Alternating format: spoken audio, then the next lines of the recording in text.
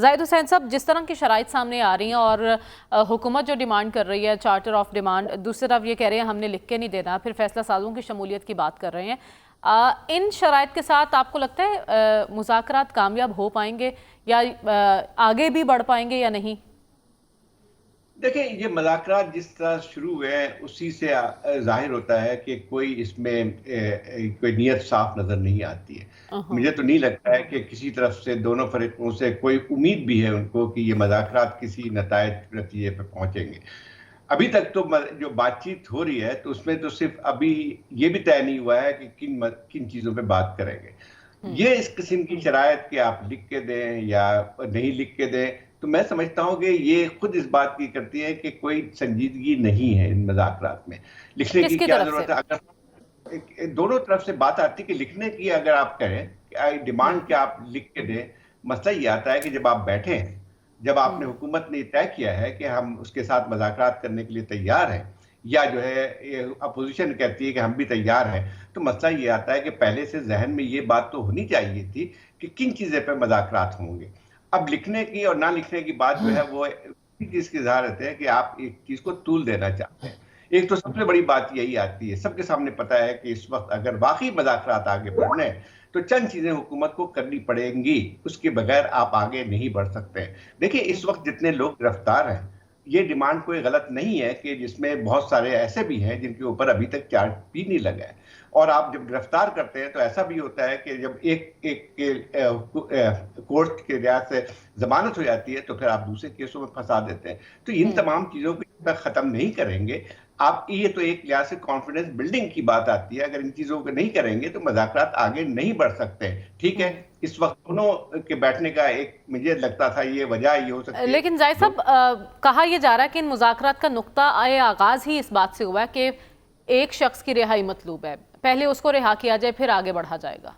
मेरे ख्याल ये बात नहीं है, इस पे भी बात हो सकती है। देखिए, बात ये आती है कि यहाँ पे गिरफ्तारियां हुई हैं, ये सियासी, यहाँ हमें सबको पता है कि पाकिस्तान में जो केसेस बनते हैं जो सियासतदानों के खिलाफ, उसमें ज्यादातर जो है वो पॉलिटिकली मोटिवेटेड केस होते हैं। अगर आप इस बात को करें जी, आप मुझे बताइए, इमरान खान की एक बात मैं वैसे कह रहा हूँ, ठीक है आप उन पर तनकीद कर सकते हैं, उनकी सियासत पर तनकीद कर सकते हैं, लेकिन आप मुझे बताइए कि जब हाई कोर्ट से जब आपको मिलती है जमानत मिलती है तो फिर आप पे दूसरा दिन एक और केस दायर हो जाती है। तो आप मुझे बताइए कि कौन सी रूल ऑफ लॉ की बात हो रही है यहाँ पे। एक और चीज भी आती है कि ठीक है, ये मैं नहीं मैं तो हमेशा इस बात की मुखालफत करता हूँ कि इस्टेब्लिशमेंट का कोई रोल होना चाहिए पाकिस्तान की सियासत में, लेकिन हकीकत ये है उससे मुख्तलिफ है। यहाँ पे तमाम अगर देखा जाए तो इस वक्त आप अगर इनकी सपोर्ट के बगैर ये हुकूमत 2 दिन नहीं चल सकती, ये भी हकीकत है। और ये भी हकीकत है जिसके मेरे ख्याल सारे जितने लोगों ने अभी बात की है कि उसमें ये भी हकीकत है कि जो भी अगर होगी पेशरफ्त होगी तो बगैर जो है एस्टेब्लिशमेंट की मर्जी से या अप्रूवल से नहीं होगी। मैं तो नहीं आप समझता हूँ भी कि फैसला साजों की शमूलियत जरूरी समझते हैं? नहीं, मैं नहीं समझता हूँ कि उसको होना चाहिए, लेकिन मैं हकीकत बयान कर रहा हूँ कि ये हकीकत भी है। खुद आपके गवर्नमेंट के हल्के अगर आप उनसे बात करें तो वो भी ये कहते हैं कि हमारे पास स्पेस बहुत कम है। तो एक ठीक है, उसको आप ये नहीं कह सकते हैं कि उनको मुज़ाकरात की टेबल पे आना चाहिए, लेकिन ये बात इस बात की भी निशानदेही करती है कि हुकूमत को अपने तय फैसले करने चाहिए ताकि फिर नौबत यहाँ तक नहीं आए। लेकिन इस बारे में जब पीपल्स पार्टी के रहनुमा राजा परवेज अशरफ साहब से बात हुई, जो के रुकन भी हैं कमेटी के, उन्होंने कहा है कि कमेटी एस्टेब्लिशमेंट से बात करने को तैयार है क्योंकि कुछ मुतालबात ऐसे हैं पीटीआई के जिनमें हमें ज़रूरत पड़ेगी उनसे बातचीत करने की। मेरे ख्याल ये बात भी गलत हुआ है, क्योंकि अगर आप फर्ज कीजिए आप कहते हैं कि हम जो है सियासी तौर पे इसको हल करना चाहते हैं, तो मेरे ख्याल ये बात कहनी भी नहीं चाहिए थी। अगर आपको इत्मीनान है तो आप फैसला करें, देखते हैं कि उसके आगे जो है कौन इस पे रुकावट डालता है। लेकिन अगर आप फर्ज कीजिए शुरू से ये बात करेंगे कि जब तक हम वो फैसले करेंगे नहीं या उनसे मुज़ाकरात करेंगे नहीं, तो फिर इसका मतलब ये हुआ कि आप अपनी लाचारगी जाहिर कर रहे हैं। आप इसके बाद कोई इसके गुंजाइश कम रहती है कि आप किसी नतायज पे पहुंचे और इस प्रोसेस को, जमहूरी प्रोसेस है, उसको किसी तौर पे बचा सके। मेरा ख्याल ये है कि इससे ज़्यादा ख़राब बात किसी सियासी जमात के लिए या किसी हुकूमत के लिए, सिविलियन इलेक्टेड हुकूमत के लिए, इससे ख़राब सूरत हाल नहीं हो सकती है। लेकिन आपके ख्याल में अगर पीटीआई बज़िद रही अपनी इस शर्त पर तो मुज़ाकरात की ये गाड़ी आगे चल सकती है? देखिए बात है कि मेरे ख्याल दोनों तरफ में मुझे तो नहीं लगता है कि दोनों तरफ से तो कोई संजीदगी है इस मजाक सब कुछ जो है ये सब लगता है यही है जो भी इस किस्म की शराइत जो रख रहे हैं कि आप पहले लिख के दें या जो है वो फैसला कर सकें। तो मेरे ख्याल ये कि ऐसी चीजें साफ लगती हैं कि दोनों इस बात को शायद समझते हैं कि मज़ाकरात कहीं और होंगे तो जाके बात आगे बढ़ेगी। और मेरे ख्याल कोई जवाब उनकी तरफ से आ जाएगा। ठीक है, जवाब उनकी तरफ से आ जाएगा। वो तो कई बार क्लियर कि हम किसी सियासी मामलात में बराह रास्त शामिल नहीं होंगे। लेकिन जो दावत उन्हें दे रहे हैं उनको वाज़ेह जवाब शायद दोबारा चाहिए होगा। यकीन है कि रास्ता वहीं से निकलेगा। ठीक है जाहिद हुसैन साहब, मैं आपसे पॉइंट ये जानना चाहती हूँ, क्या वाकई बैकएंड पर कुछ चल रहा था और अब रुक चुका है? कुछ मुलाकातें, कुछ राब्ते हुए थे? देखिए जब भी बातचीत इस किस्म की होती है, फॉर्मल कोई भी आप देखें, चाहे मुल्की सतह पे देखें या किसी इंटरनेशनल किसी भी कॉन्फ्लिक्ट में देखें, तो जब मज़ाकरात शुरू होते हैं और अचानक देखें ये बात भी हकीकत है कि नवंबर में आपको ऐसा लगता था कि टेंशन जो है वो उरूज पे है, दोनों फरीक जो है वो एक लिहाज से महाज़ाराई से हटने तैयार नहीं थी। फिर जो है फिर दोनों तैयार हो गए कि मज़ाकरात होंगे।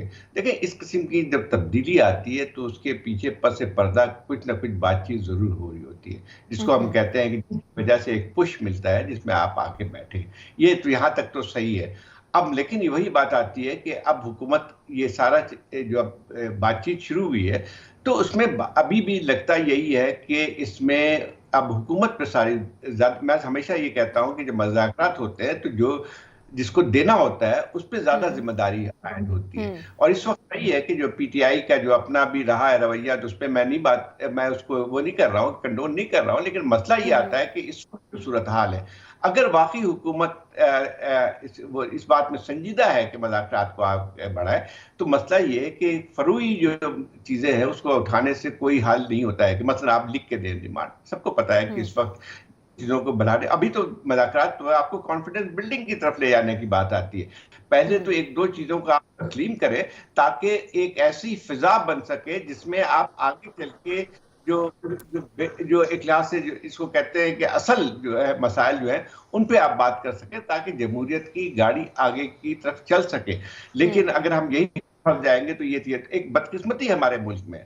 ये बिल्कुल सही हकीकत है कि हम जितनी भी पॉलिटिकल पार्टी है अल्टीमेटली वो देखती है पिंडी की तरफ। मतलब एक तो होता है कि सभी शिकार भी रहे हैं उन हालात का, लेकिन जब भी मौका आता है, जब भी इक़्तिदार में आते हैं, तो फिर जो है वो समझते हैं कि वो शायद उन्हीं की मदद से हम इक़्तिदार कर सकते हैं। और मेरे ख्याल ये कि इस जमहूरियत के लिए जो सबसे ज्यादा रुकावट बढ़ के आई है वो यही है कि क्या हम जमहूरी इदारे जो है उनको मजबूत करने की तरफ तवज्जो दे रहे या और जमहूरी प्रोसेस को आगे बढ़ाने की तरफ तवज्जो दे, या इसकी तरफ तवज्जो दे कि हम किसकी हिमायत से इक़्तिदार में रह सकते हैं या किसकी मदद से इक़्तिदार में आ सकते हैं। तो मेरा ख्याल ये है कि जब तक ये चीजें सियासी पार्टियां इस चीज को नहीं समझेंगी, जब तक कोई चीज आगे नहीं बढ़ सकती हैं। जाहिद हुसैन साहब, आपकी नज़र में जो अहम फैसलों में पीपल्स पार्टी को एतमाद में ना लेने का गिला दुरुस्त है? बिल्कुल नहीं है। देखिए वही बिल्कुल सही बात है। ये एक सियासी बयानात होते हैं इस किस्म के। इस तो सबको पता है कि जो इत्तेहाद बना है वो उसका मकसद क्या था, जो कोalition हुकूमत बनी है, और इसके बगैर दोनों की बका का मामला है, PMLN की बका का मामला है और इसी तरह पीपल्स पार्टी की बका का मामला है। लेकिन और इनको इकट्ठा जो जिस चीज ने किया है वो हम सब जानते हैं। दो चीजों ने इकट्ठा किया है, एक तो खौफ था इमरान खान का, दूसरा जो है वो एस्टैब्लिशमेंट की सपोर्ट जो थी।